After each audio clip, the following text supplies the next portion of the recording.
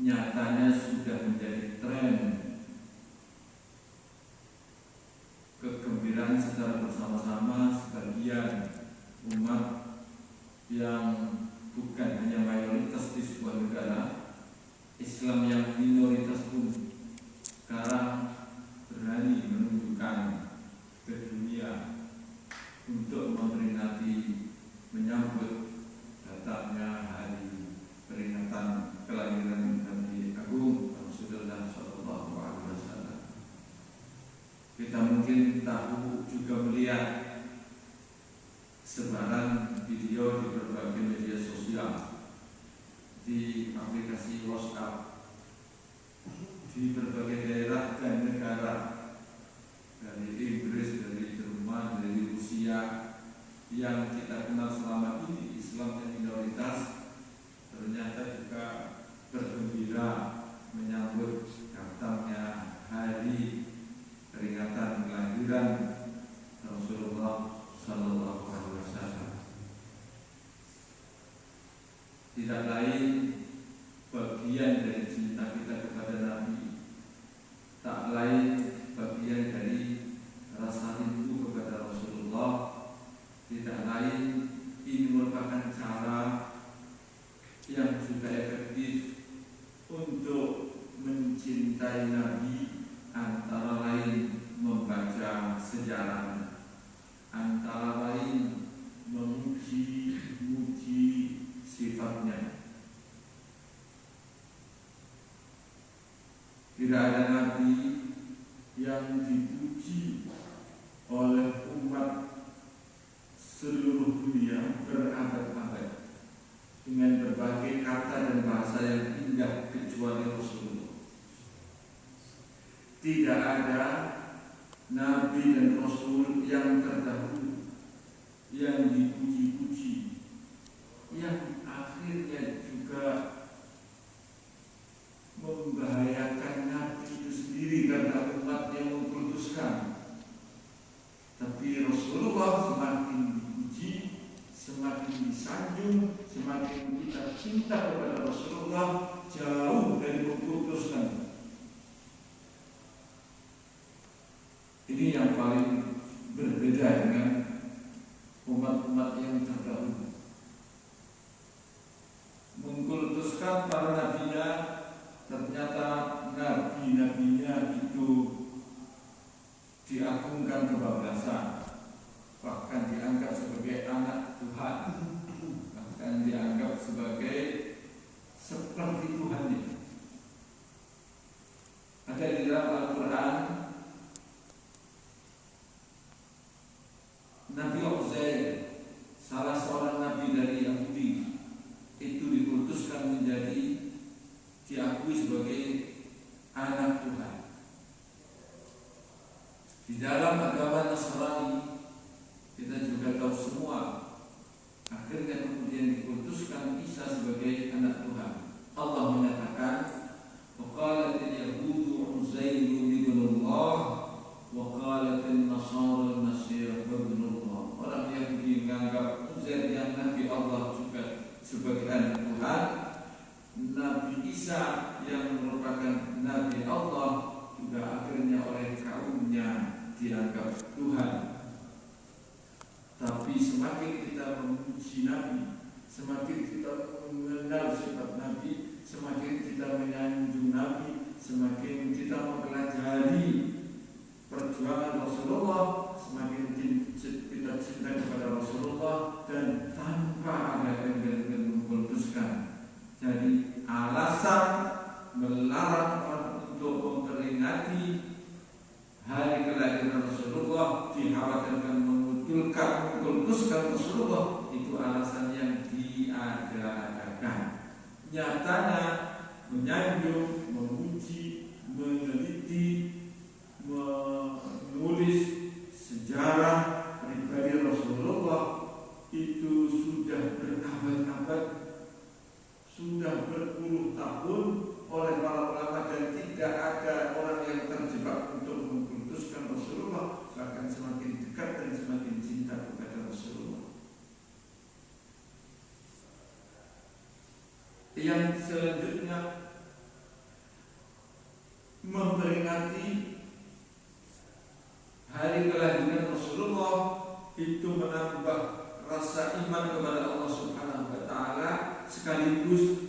menambah semangat kita untuk melaksanakan ajaran yang dibawa oleh Rasulullah, dan itu tidak terasa ternyata manfaatnya banyak. Awal dari mulainya orang untuk memperingati hari kelahiran Rasulullah justru memang dimulai untuk meningkatkan perjuangan mereka untuk menyebarkan agama Allah Subhanahu wa taala, dimulai berada di Mesir yang diprakarsai oleh bawahan Salahuddin Al-Ayyubi yang kemudian diresmikan menjadi satu bentuk peringatan atas kelahiran Nabi resmi oleh Sultan Salahuddin Al-Ayyubi, dan hingga sekarang orang beramai-ramai memperingati hari kelahiran Nabi yang dulu tidak mau, sekarang awalnya terpaksa dan akhirnya sekarang juga ikut bergembira bersama-sama memperingati hari kelahiran Rasul. Meskipun kadang-kadang kita kebablasan. Kalau di kita itu setiap tahun, setiap bulan Maulid itu ada. Sampai menjelang sahur untuk enggak di bulan Ramadan. Kalau di bulan Ramadan itu kalau Nabi Maulid itu namanya kebablasan. Tidak ada masalah. Kadang-kadang kita peringatan hari Isra Mi'raj bulan Rajab menjelang Sya'ban sekaligus penutupan pengajian sementara itu bulannya sudah lewat. Tapi demi untuk cintanya kepada Rasulullah tidak ada masalah, meskipun tiap bulan Maulid, tiap hari Maulid tidak ada masalah. Karena itu di kampung-kampung dulu itu setiap malam Jumat itu membaca sejarahnya Rasulullah yang kita kenal kitabnya Al-Barzanji dan Tibaiyah istilahnya. Jadi Barzanji, Tibai, yang dua-duanya itu karang oleh seorang Muhammad Al-Barzanji Al-Tibai. Bapak sekalian, setidaknya ada satu peristiwa yang sangat penting di bulan yang dipilih oleh Allah Subhanahu wa taala. Setidaknya 3 peristiwa itu di bulannya sama, bulan Rabiul Awal. Untuk siapa? Untuk manusia paling mulia ini. Yang pertama, hari kelahirannya Rasulullah dipilih di bulan Rabiul Awal. Yang kedua, hari perjuangannya Rasulullah disuruh hijrah juga di bulan Rabiul Awal. Yang ketiga, hari kematiannya juga di bulan Rabiul Awal.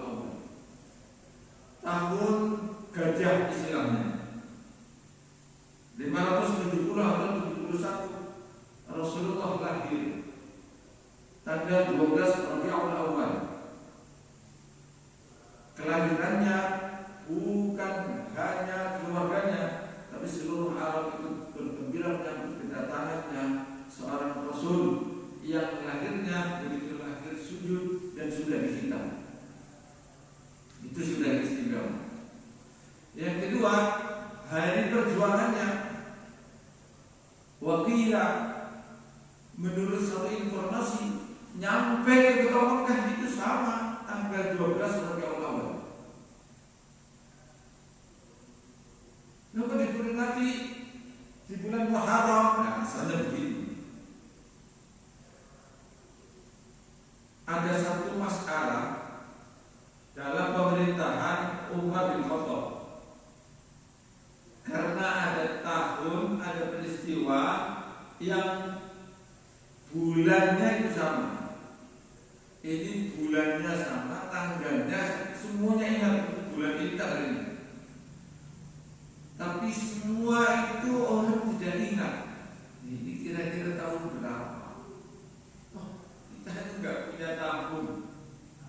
Akhirnya semua orang itu berinisiatif. Ya, kita pakai tahun yang dikenal secara umum, tahun yang dipakai untuk penanggalan kaum Nasrani dan Yahudi secara umum. bulannya mulai Januari, Februari sampai Desember. Oh jangan, semua saling menolak. Akhirnya inisiatif itu diambil oleh Umar bin Khattab selaku khalifah yang kedua. Kita mengambil penanggalan dimulai dari peristiwa di mana Rasulullah hijrah di bulan Rabiul Awal. Setuju? Dan mulai hari ini kita melakukan penataan administrasi negara dengan memilih tahun sendiri, tahun Islam yang dimulai dari tahun hari peristiwa hijrahnya Rasulullah dari Mekah menuju Madinah. Sudah ditetapkan. Ini kalau sudah ditetapkan bulannya, bulan pertama ini bulan apa? Kalau bulan Rabiul Awal itu racun. Rasulullah lahir Rabiul Awal, meninggal Rabiul Awal. Bulan akhirnya dipilih bulan Muharram. Dari Muharram, Asyura, Sura, Safar, Rabiul Awal, Rabiul Akhir sampai kepada ketemu lagi Dzulhijjah. Dan ini umatnya luar biasa bagus. Memulai di bulan yang dimuliakan oleh Rasulullah, yang kemudian ditutup juga bulan yang dimuliakan oleh Allah karena untuk perjalanan haji, Dzulqa'dah, Dzulhijjah, Muharram. Terus ada bulan yang misah, bulan Rajab. Makanya Rasulullah menyatakan dari 4 bulan yang dimuliakan oleh Allah, Dzulqa'dah, Dzulhijjah, Muharram, wa Rajab, bulan Rajab yang terpisah. Di dalam Al-Quran juga dinyatakan minha arba'atun hurum. Ayatnya banyak sekali. 4 bulan itu dimuliakan oleh Allah Subhanahu wa taala. 3 bulan berturut-turut karena untuk perhelatan haji. Memang dari dulu sampai hari ini persis kegiatan perhelatan haji dimulai dari bulan awal Dzulqa'dah sampai kemudian Dzulhijjah untuk haji. Pulangnya awal Dzulqa'dah itu untuk berangkat. Makanya berangkat itu 1 bulan sebelum masuk bulan haji. Sudah ada proses pemberangkatan seluruh negara di dunia. Lalu kemudian prosesnya di bulan Dzulhijjah sampai kepada kegiatan ibadah hajinya di 10 malam dari 10 awal Dzulhijjah sampai 10 itu baru selesai. Ada yang nyabrang karena ada hari tasyrik 11, 12, 13. Hari tasyrik masih disunahkan untuk menyembelih hewan kurban. Dan kemudian proses ternyata rupanya ada lagi acara selain haji. Oh, ziarah ke makam Rasulullah, dan rupanya itu paket yang sudah biasa dilakukan oleh berbagai negara, kecuali Arab Saudi, Mesir, dan negara-negara terdekat, karena mereka bisa suatu saat berziarah tersendiri. Nah, kalau di Indonesia, Malaysia, Filipina, Brunei, kata orang nggak afdal kalau habis pergi haji tidak ziarah ke makam Rasulullah. Memang mumpung nyatu di tempat yang sama, karena itu ada paket plus ziarah ke makam Rasulullah dari zaman dulu. Dan mulai ada haji yang sendiri-sendiri lewat kapal yang dikoordinir oleh pemerintah kolonial Belanda sampai hari ini. Tapi ada beberapa dulu zaman saya haji, sekarang insya Allah sudah mulai, bahwa ziarah itu bukan bagian dari haji. Jadi kalau yang gelombang kedua, yang gelombang pertama di Madinah dulu, seakan-akan mereka sudah menjalankan haji, dari mulai ziarah ke makam Rasulullah, sholat di Raudhah antara mimbar hingga rumahnya, makamnya Rasulullah atau rumahnya Rasulullah.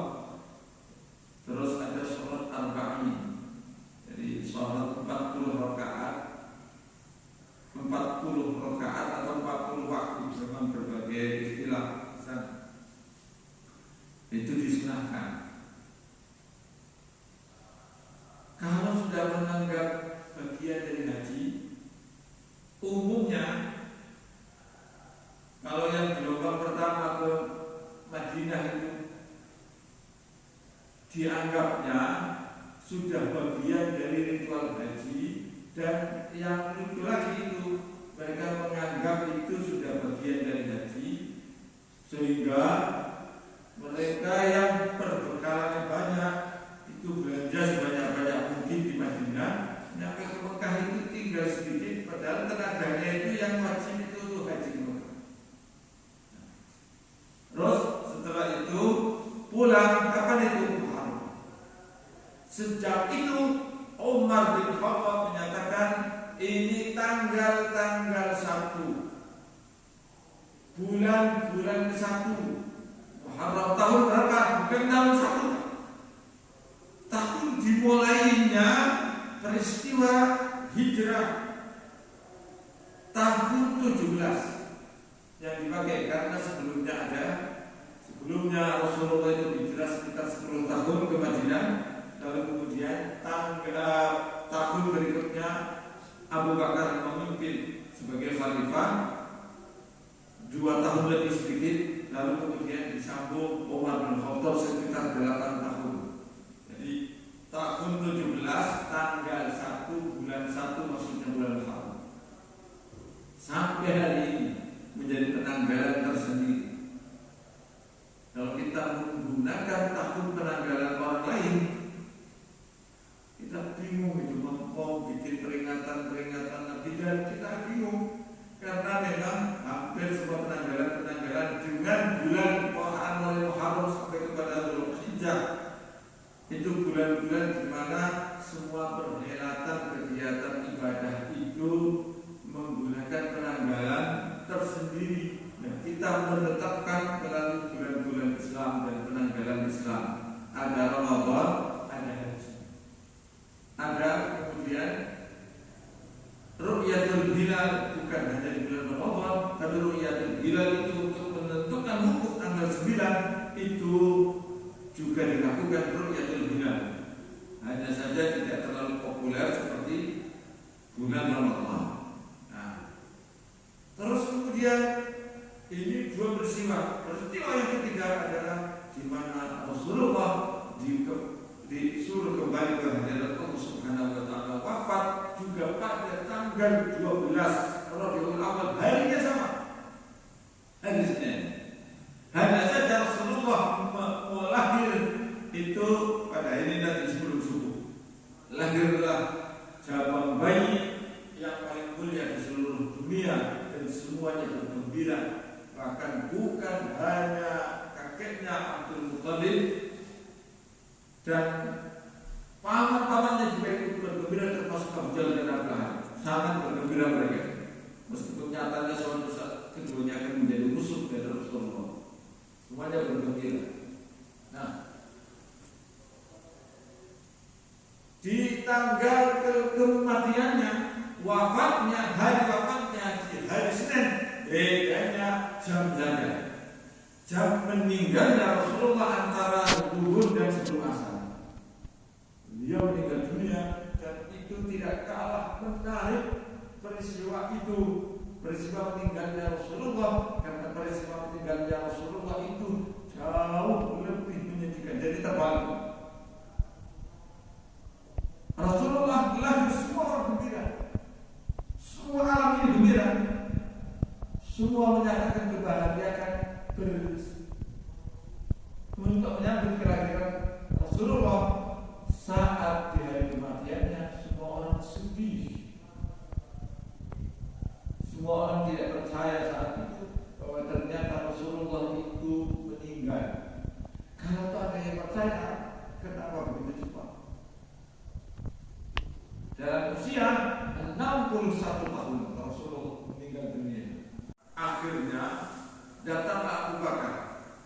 Ya Umar, ala rislik. Umar, itu pedang simpan dulu. Ala rislika, yang tenang dulu. Saya baru dari rumahnya Rasulullah. Rasulullah memang sudah terbujur kaku dan meninggal dunia. Itulah dasar manusia yang tidak cintai bersama. Yang ngomong Abu Bakar mulai tenang. Kalau yang ngomong orang-orang biasa juga mau. Oh iyalah, ya sudah. Akhirnya berpidato Abu Bakar, man kana ya'budu Muhammadan fa inna Muhammadan qad mata. Man kana ya'budu Allah fa innahu hayyun la yamut. Saudara-saudara sekalian, termasuk Umar bin Khattab, dengarkan. Barang siapa yang menyembah kepada Muhammad, Muhammad hari ini sudah meninggal dunia. Man kana ya'budu Muhammadan fa inna Muhammadan qad mata. Muhammad hari ini sudah meninggal dunia. Wa man kana ya'budu Allah, barang siapa yang menyembah Allah Subhanahu wa taala, fa innahu hayyun, dialah zat yang hidup dan tidak pernah akan mati. Lalu kemudian ini saat membacakan ayat, Umar bin Khattab tertegun. Wa ma Muhammadun illa rasul, tidak ada seorang Muhammad itu kecuali seorang utusan dari Allah Subhanahu wa taala. Qad khalat min qablihi rusul, utusan-utusan yang lain dari mulai Adam juga sudah ada semua. Itu sudah hal yang biasa. Kenapa Rasulullah tidak boleh meninggal, tidak boleh mati? Semuanya akan kembali kepada Allah. Apa innata, apakah kalau dia meninggal dunia sudah mati? Al-qutila atau terbunuh sekalipun. In qalabatum ala aqabikum, kalian menjadi murtad, meninggalkan ajaran yang sudah ditinggalkan oleh Rasulullah. Bukan hanya mereka tertegun membaca ayat ini, mendengarkan ayat ini. Kenapa? Karena ayat ini sudah biasa dibaca oleh mereka. Terutama Umar bin Khattab, ya Abu Bakar, saya sering membaca ayat ini. Saya tidak mengerti kalau ayat ini ternyata bukan dari Rasulullah. Menangis Umar bin Khattab. Itu istilahnya zaman terbilang yang perlu kita pelajari. Karena itu semua menyadari, kalau di film, di video itu rumahnya Rasulullah berdua, antri itu termasuk keluar melihat jasadnya Rasulullah yang paling terakhir. Setelah itu mereka menyemayamkan jenazah yang mulia ini belum diapa-apai. Apa yang mereka lakukan untuk pertama kali? Musyawarah untuk menentukan menjadi imam sholat. Diputuskanlah Abu Bakar.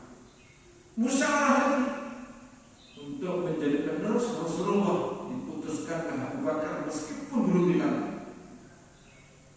Itu pun awal gontok-gontokan, saling berselisih karena semua suku yang merasa terdepan mengajukan calon.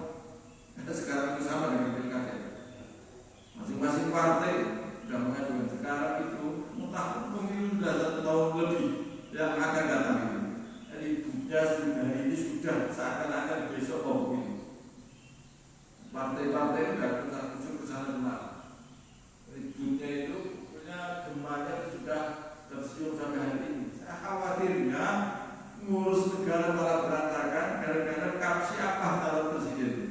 Ngurus yang ini tidak fokus dari sampai peristiwa kematian di stadion di Malang itu hampir terlupakan karena urusannya dengan politik. Biasanya semua orang berkabung, semua menteri berkabung, semua pejabat berkabung, semua ketua-ketua partai berkabung, itu berkabung itu akan hilang, tertutupi oleh isu politik yang sekarang mulai berubah. Ini sangat luar biasa. Jadi sama untuk-untukan sampai hari Selasa itu masih belum diurus jenazahnya Rasulullah. Baru Selasa kira-kira waktu asar itu mulai diurus jenazahnya.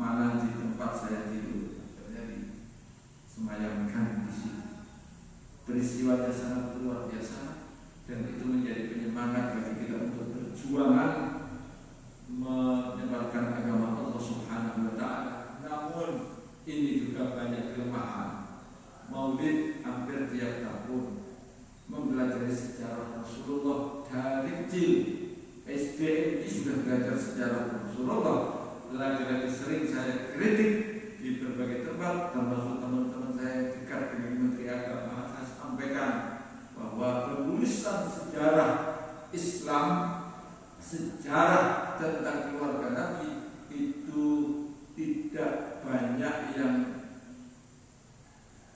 bisa ditulis secara detail, tidak harus detail, tapi setidaknya singkat, mengenal. Sering saya katakan, anak-anak kita itu dikenalkan Rasulullah lahir, bulannya dan tahunnya kita kenal. Kita dikenalkan Rasulullah punya ibu, namanya Aminah, tapi tidak dikenalkan Aminah itu anaknya siapa. Kita dikenalkan bapaknya Rasulullah namanya Abdullah, tapi tidak dikenalkan Abdullah itu ibunya siapa. Yang dikenalkan bapaknya Abdullah namanya Abdul Muthalib. Padahal setiap anak itu punya nenek dua dan kakek dua. Sampai jalan nyanyian dinyanyikan oleh anak-anak, kakeknya Rasulullah pasti hanya Abdul Muthalib. Bahwa Aminah punya bapak namanya Wahab, Aminah bin Wahab bin, mereka tidak kenal. Sehingga kita harus kenal kakeknya Rasulullah yang kedua namanya Wahab. Karena Wahab dengan Abdul Muthalib nanti bertemu. Seseorang namanya Adnan nanti ketemu sampai kepada Nabi Ismail, ketemu sampai kepada Nabiullah Ibrahim alaihissalam. Kenapa? Di sejarah tidak ditulis, di buku tidak ditulis. Sejarah dari SD sampai SMA, kenapa kakeknya Rasulullah hanya Abdul Muthalib, kakek yang kedua tidak dikenalkan, nenek pertama dan nenek kedua tidak dikenalkan. Bapak Abdullah, bapaknya Rasulullah itu punya saudara 9 itu tidak kenal. Bahkan anak-anak kita itu tidak menganggap Abu Jahal dan Abu Lahab itu paman dari Rasulullah. Yang dikenal pamannya Rasulullah itu hanya Hamzah. Bahwa banyak paman yang lain, termasuk bibinya Rasulullah tidak dikenalkan. Terlalu jauh. Neneknya dan kenal. Hanya kakek satu-satunya Abdul Muthalib, pamannya Abu Thalib. Dari dulu sampai sekarang, bahwa Rasulullah itu punya istri banyak, tahu, tapi nama-namanya tidak dikenalkan. Yang dikenalkan Aisyah, bahkan dinyanyikan itu Aisyah. Oh, itu istri yang lain dulu. Setelah Khadijah, Aisyah selesai. Bapak setelah Khadijah, Rasulullah nikah sebelum dengan Aisyah, itu tidak tahu. Belum hitung anak tirinya Rasulullah ada apa enggak. Belum hitung anak angkatnya Rasulullah ada apa enggak. Begitu ngomong cinta Rasul, tapi keluarganya Rasulullah kita tidak dikenalkan dalam sejarah. Yang dijadikan nyanyian itu hanya simpul-simpulnya sedikit. Ini sayang sekali. Sama dengan perjuangan Rasulullah itu tidak dikenalkan dengan berbagai peristiwa-peristiwa perang yang menghasilkan kemenangan yang sangat luar biasa. Kalau ada cerita Rasulullah perang, kenalnya cuma perang Badar dan perang Uhud. Perang Ahzab kita tidak kenal, perang Tabuk nggak ngerti. Perang Badar itu ada dua, Badar Sughra dan Badar Kubra, juga tidak ngerti. Padahal kalau ditulis tipis pun bisa. Nggak usah harus tebal-tebal. Sejarah singkat-singkat. Tidak usah dikenalkan semuanya dengan peristiwa-peristiwa yang macam-macam. Sampai peristiwa Badar, perang Badar dikenalkan, tidak usah sampai detail. Bahwa Rasulullah itu punya intel dan kemudian melaporkan kepada Rasulullah, tidak usah diceritakan. Punya mata-mata yang kemudian akhirnya tempat kubangan air, perempatan pasir itu tempat simpanan. Kalau kita bahasa kita embung, tingkat lagi namanya setu, tingkat lagi namanya danau. Embung itu banyak dan jarang ditemukan. Tandanya menemukan embung itu gampang. Orang Arab itu zaman dulu itu. Kalau dilihat dari jauh banyak burung itu berkeliaran di atas padang pasir, oh berarti di bawahnya ada air. Nah, itu sangat gampang sekali orang sana. Karena itu rute perjalanan dari Mekah dan Madinah yang hari ini dikenal dan hari ini menjadi rute perjalanan biasa ya, bukan jalan baru. Karena ada kereta langsung. Dan dari perjalanan itu ditemukan alur perjalanannya lurus saja. Ada berkelok-kelok dan jalan yang berkelok segala itu biasanya dulunya memang tempat embung di mana orang itu mengisi air di situ. Madinah menuju Mekah, kita ada tempat namanya Bir Ali. Di situ masih ada air, dulunya air. Jadi di mana orang istirahat, di mana ada, dan itu dijadikan untuk perjalanan karena embung itu pasti tidak pernah akan turun. Nanti kalau hujan setahun itu paling 2-3 kali itu ditampung di situ. Dan itu disediakan oleh Allah Subhanahu wa taala untuk para musafir. Andai kata tidak ada air sama sekali, Allah menciptakan makhluk yang namanya unta, kendaraan sekaligus dimanfaatkan oleh musafir yang kehausan. Daripada kehausan di dalam tenggorokan unta itu ada tempat penyimpanan air yang kalau dibongkar itu bisa 1 ember. Karena perjalanan 1 bulan itu tidak butuh minum karena unta itu menyimpan air. Dan biasanya airnya itu dilubangi. Jadi tenggorokannya dilubangi, yang penting airnya keluar. Apa enggak berdarah? Oh iya tentu berdarah. Ada sedikit bercampur atau dengan air. Daripada mati kelaparan, daripada mati kehausan di tengah jalan, nanti sembuh sendiri. Itu sudah biasa. Itu kalau darurat air tidak perlu sama sekali. Belum lagi sejarah peristiwa macam. Jadi setiap detail sejarah, setiap ada peperangan pasti ada keterangan sejarah, catatan yang sangat detail sekali. Tidak ada nabi yang direkam sejarahnya dari mulai tidur sampai bangun dan tidur kembali kecuali Rasulullah. Tidak ada nabi yang perjalanan hidup keluarganya dicatat sempurna oleh para ahli sejarah kecuali keluarganya Rasulullah. Tidak ada nabi yang gerak-geriknya, amal ibadahnya, perbuatannya semuanya dicatat rapi oleh ahli sejarah dan riwayat hadis.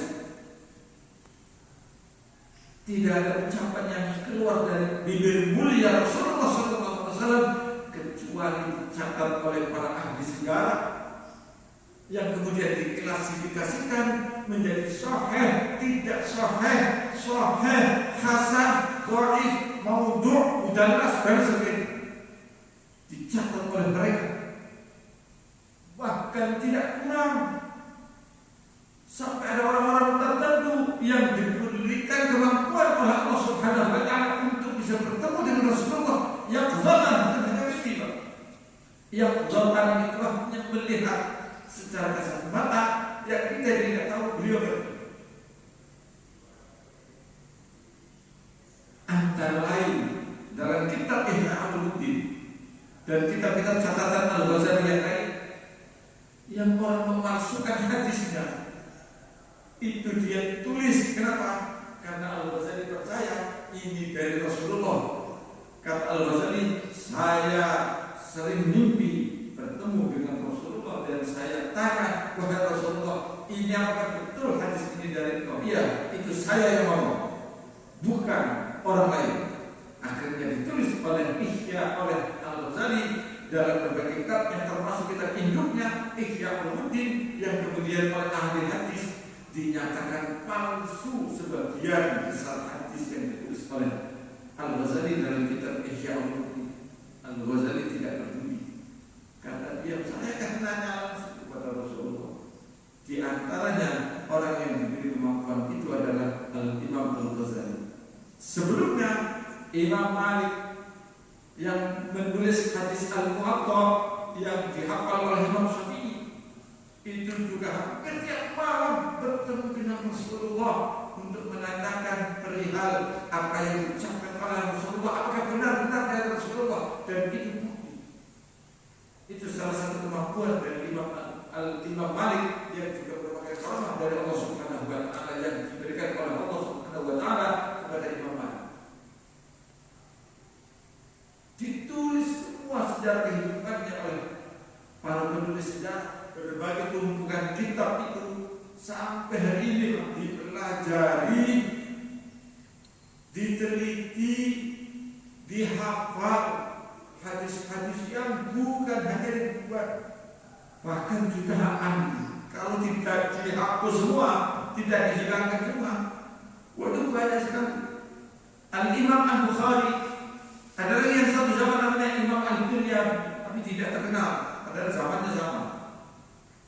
Karena Al-Bukhari hidupnya di kota, menulis, meneliti, berjalan kaki, bertanya hadis ini benar diriwayatkan oleh siapa, oleh simpulan, datang ke simpulan, simpulan oleh siapa, datang ke simpulan lagi, kalau orangnya masih datang lagi. Perjuangan mencari kesaksian satu hadis itu perjuangan yang sangat luar biasa, hingga terkumpul itu pun sudah langsung diteliti dan dibuang sebagian yang lain. Kalau ada 1000 hadis, dan bahkan kerinduannya kepada Rasulullah menulis sholawat, ada muncul lagi sholawat aliyah, sholawat al-Qadisiyah, sholawat Undiyah, sholawat macam-macam, sholawat Jibril. Semua orang sampai hari ini yang dulu tidak doyan bersolawat, sekarang juga bersolawat. Nyanyi salawat itu. Iya nyanyi, tetapi itu juga salawat. Bahkan salawat yang diciptakan oleh seorang ulama, Bisri Mustafa, apa itu salawat badan, itu dikenal oleh seluruh dunia. Sekarang ini Bi'ahdil badri ya Allah. Ada lagi salawat Quran yang ditulis oleh Kiai Haji Umar dari Pasar Jual, Semarang. Ada lagi salawat Yasin, itu banyak kreasi ulama kita sendiri, banyak dan sekarang kita kenal. Bahkan sampai ke Timur Tengah, salawat yang diciptakan oleh ulama kita. Tidak lain kreativitas mereka itu untuk memuji kepada Rasulullah agar mereka dekat, merasa dekat kepada Rasulullah dan cinta kepada Rasulullah. Ada lagi salawat burda yang pengarangnya kemudian mimpi dihadiahi oleh Rasulullah, burda selimut. Begitu bangun dari mimpi, oh selimutnya memang ada. Makanya dikenal dengan salawat burda. Amin tadakkuri jiramin bidi salami mazakadam antara ibukatin bidami. Banyak sekali. Sekarang dipakai, ditendang, dinyanyikan oleh umat Islam hampir seluruh dunia. Kita kalau di YouTube, di TikTok, di sini ada salawat burda. Sinar Rasul bukan punya Muslim, tapi dia punya percetakan Al-Quran, ikut mengambil berkahnya dari bisnis Al-Quran. Kalau Toha Putra udah terkenal dari dulu, yang ada Al-Quran kita beli di toko, oh, pasti itu penerbitnya Toha Putra. Berkat menerbitkan Al-Quran itu keberkahan penerbitan Toha Putra sampai hari ini berkembang dengan baik. Kenapa? meskipun sudah ada dunia internet, orang baca Quran kalau tidak langsung dari kertas itu gak enak. Qaf titiknya hanya satu. Biasa kalau sudah ada separuh ini palsu ini, wah itu sudah saling menuduh itu. Wah ini langsung muncul semua. Ada komunis, ada PKI, ada Yahudi, seluruhnya muncul. Padahal tidak palsu. Betul itu, titiknya satu benar. Karena bahkan dalam penelitian Rasem, perkembangan penulisan itu ada dua versi. Versi Hijaz, versi Arab, dan versi Spanyol. Dulu namanya Andalusia. Punya titik kode titik yang beda. Sampai hari ini Pak, kalau ada penerbitan Al-Quran tahun 70 ke sana dari Maroko, Maghrib, huruf Qaf itu titiknya satu. Karena itu yang tersebar di WA itu percetakan penerbitan Al-Quran tahun 70 sekian, bukan di Indonesia, tapi dari Maroko. Titiknya satu. Kalau kita membaca waqalu qulubuna gulf, Qaf semua waqalu qulubuna, itu titiknya satu. Meskipun dalam perkembangannya Maroko juga mengikuti penulisan internasional, titiknya sudah dua, benar dari penerbitan yang terbaru. Qalu yaqulu, Qafnya titiknya dua. Zaman tahun 70 ke atas. Kalau bawa Quran dari Maroko datang di Indonesia, wah ini palsu semua. Kan sekarang memang itu Qurannya kalau huruf Qaf titiknya satu. Nah, bagaimana dengan huruf Fa? Huruf Fa nggak ada titiknya, nggak ada titiknya sama sekali. Wah ini kok Quran palsu? Tidak palsu. Yang kedua, cara baca juga tidak sama. Ada imam-imam ahli qiraat yang meriwayatkan bacaan dari kita sampai kepada Rasulullah. Wal-laili idza saja, imam Ismam, iyyaka na'budu wa iyyaka nasta'in. Harus mengonongkan bibir nasta'in, karena ini bacaan Ismam mengisyaratkan bibirnya, tapi harokatnya enggak bunyi. Kalau di bacaan kita itu pada kalimat "Qalu ya abana ma laka la ta'manna", itu bibirnya monon dikit itu. Tapi di bacaan buat, karena ada 7 imam yang menjaga bacaan yang diriwayatkan sampai kepada Rasulullah, ditambah kepada 3 imam, ditambah lagi kepada 4 imam, 14 imam yang sampai hari ini dipelajari di berbagai pesantren. Nah, ada yang salah paham, mohon maaf, saya sampaikan. Makan dengan tangan itu bukan sunnah. Nah, sampaikan. Nanti kalau dibikin TikTok nanti saya ditipu. Makan dengan menggunakan tangan itu bukan sunnah. Kok bukan sunnah? Ya.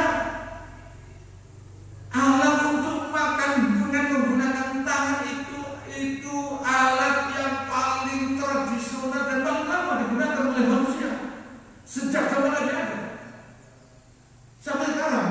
Lebih enak makan pakai tangan. Jadi ini makan pakai tangan yang sunnah, yang sendok sunnah, bukan tangan itu bukan sunnah. Yang sunnah itu cara megang makanan ini. Sunnah dari Rasulullah 3 jari. Betul, untuk menandakan kesederhanaannya Rasulullah Sallallahu Alaihi Wasallam. Nah ini sunnah. Makan pakai tangan dianggap sunnah, tapi begitu pegang, begini. Ngomong ngaku sunnah bukan. Itu gak memuliakan Rasulullah. Kok terkesan Rasulullah itu kok seragam? Oh Pak, makan sunnah dipakai tangan, jadi segini. Sekali pakai juga. Masuk semuanya ke mulut, ngaku mengaku ini sunnah Rasulullah, hati-hati. Makan pakai tangan nggak sunnah, tapi cara pegangnya itu yang sunnah, cara mengambilnya sunnah. Nah, tapi sunnah ini mohon maaf tidak cocok di kalangan kita.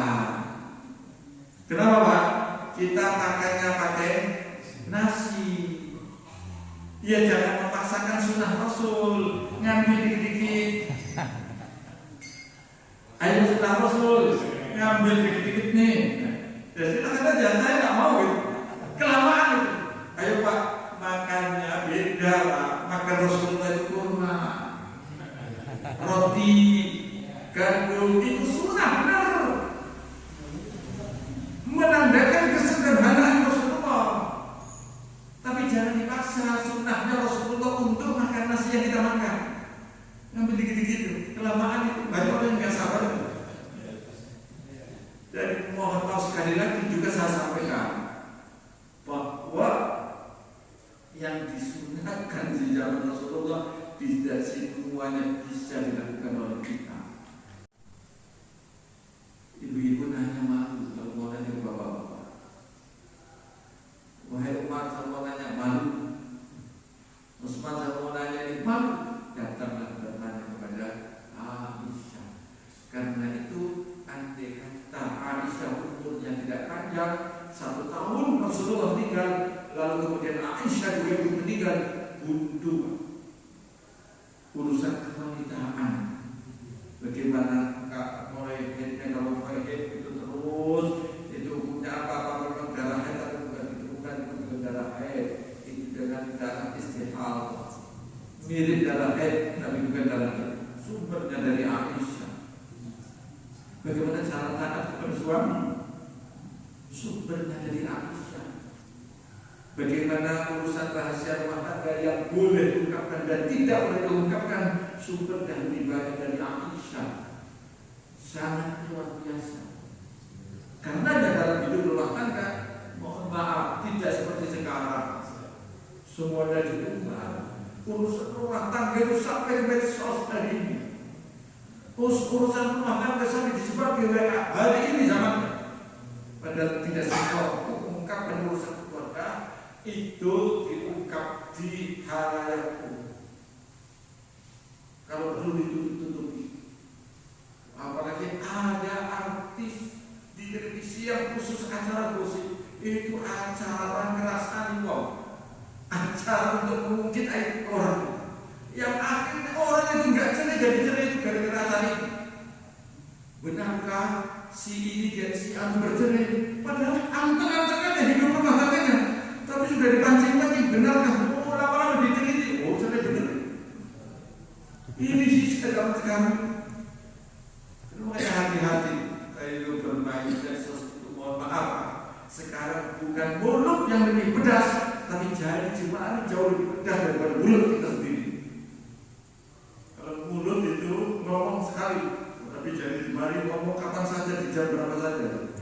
Makanya nanti akan menjadi saksi al-yauma nakhtimu ala afwahihim wa tukallimuna aydihim. Itu yang banyak dibicara dari kita nanti. Benar itu Pak, saya memprovokasi melalui medsos, melalui WhatsApp itu. Siapa itu? Ini saya. Siapa yang dulu? Yang dulu majikan saya. Tangan ngomong itu benar. Mereka jangan banyak berkutik. Ya, sudahlah, simpen saja. Jangan terlalu banyak di situ. Jadi urusan HP Pak, terlalu banyak nyentuh itu berbahaya dalam kehidupan kita. Jadi HP bangun tidur, HP mau tidur, sampai tidur lupa HP-nya masih melek, kita sudah tidur. Jadi sampai bangun lagi loh, HP-nya masih nyala. Jadi hidup di zaman sekarang, awal sekalian, banyak tentang akan datangnya Rasulullah, bukan hanya oleh masyarakat jahiliyah saat itu, tapi masyarakat sebelum Rasulullah jauh. Umat-umat terdahulu pun sudah tahu bahwa nanti akan datang seorang utusan yang paling akhir, yang umatnya paling banyak, dan sampai hari kiamat itu tidak ada nabi lagi. Karena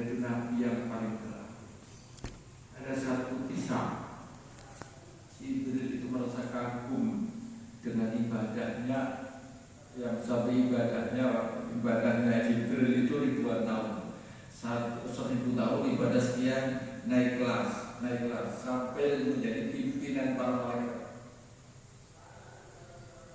Saat Allah menyatakan, wahai Jibril, ibadahmu yang ribuan tahun itu masih adakah akan kalah dengan ibadahnya satu kaum yang dipimpin oleh nabi yang paling terakhir? Siapa wahai Allah? Yaitu Rasulullah.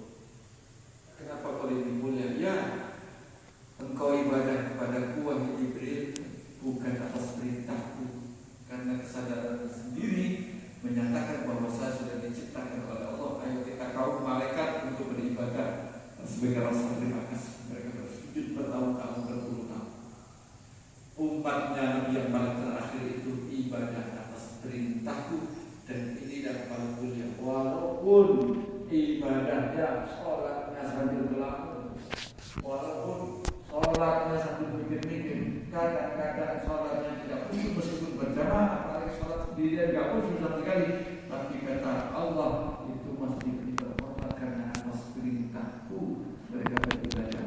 Jadi jangan merasa rendah, jangan merasa kurang bahwa kita sudah mendapatkan kemuliaan dari Allah Subhanahu wa Ta'ala. Yang penting mau ngerjain sholat, yang penting mau melaksanakan sholat, belum bisa khusyuk. Oh, dari dulu Pak, yang namanya kekhusyuan itu bukan sesuatu perkara yang wajib. Ada kata perkara yang wajib, semua orang itu sholatnya batal semua karena nggak ada yang khusyuk. Tapi minimal kita mampu menjalankan kewajiban, minimal kita mau melaksanakan sholat meskipun tidak khusyuk, meskipun belum khusyuk, meskipun bisa melamun kesana kemari, meskipun tidak tepat waktu, meskipun kadang-kadang nggak bisa berjamaah, yang penting kita masih menjalankan sholat. Itu bagian yang dimuliakan oleh Allah Subhanahu wa Ta'ala. Kenapa? Kata Allah, karena umatnya Rasulullah itu menjalankan ibadah atas perintahku. Nah, inilah umat yang terdahulu. Bahkan Yahudi dan Nasrani di dalam Taurat itu dilibat Yahudi. Nabi Musa merasa ini, ya Allah, ini ada umat. Di keterangan Taurat itu ada jilu fi sudurihim. Wahai Allah, ini ada umat yang umatku itu membaca kitabnya itu melalui tulisan. Tapi mereka nanti di zaman terakhir itu umatnya Rasulullah membaca kitab-kitabnya itu melalui hafalan yang dititipkan di dada-dada mereka. Wahai Allah, bolehkah aku mengambil umatnya Rasulullah untuk saking irinya? Karenanya Al-Quran itu mudah dihafal, karenanya Al-Quran mudah disimpan di dada setiap umat yang dipilih oleh Allah Subhanahu wa Ta'ala untuk menyimpan Al-Quran penuh 30 juz 114 surah. Dan inilah kekhususan umat dari Rasulullah sebagai umat dari Nabi yang terakhir dan merupakan umat yang terakhir.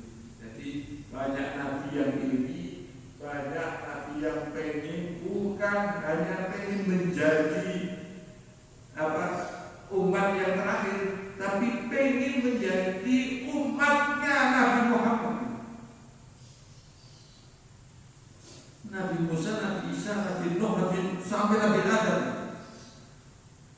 Ini dan yang paling mulia lagi, karena tidak ada kewenangan untuk memberikan syafaat kepada seluruh umat kecuali diberikan kewenangan itu kepada Rasulullah, bukan kepada Nabi yang lain. Nabi yang sifatnya ditulis tidak kurang dari 201 sifat Rasulullah yang ditulis di dalam Al-Quran maupun di hadis. Itu sifat-sifatnya Rasulullah itu tertulis tidak kurang dari 299 itu masuk al-husna. Tapi Rasulullah sudah ditulis itu sekitar 201. Azizun alaihi ma'anittum harisun alaikum bil mu'minina raufur rahimun. Itu sifat Rasulullah.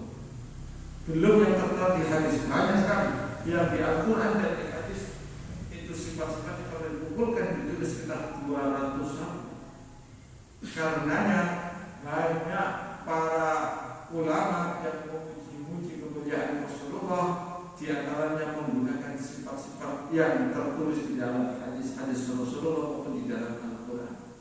Jadi itulah umat-umat terdahulu juga mendapatkan informasi bahwa nanti akan datang seorang utusan yang paling akhir, namanya Ahmad atau Muhammad.